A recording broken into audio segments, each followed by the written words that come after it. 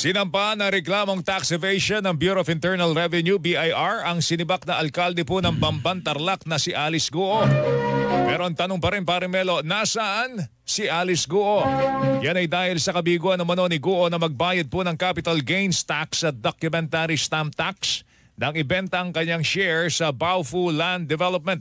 Ayon po sa BIR, nagkakalaga po ng ₱250,000 ang hindi nabayarang buwis nitong si Guo. Malinaw na may kasong tax evasion itong transaction na ito. Maliit lang yung value ng shares na pinalabas niya binenta, kaya ang amount nito ay nasa 500,000 pesos.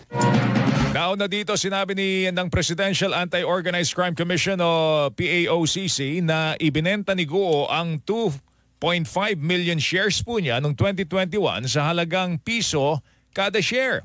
Ayon po sa BIR, sobrang baba naman yan kung ikukumpara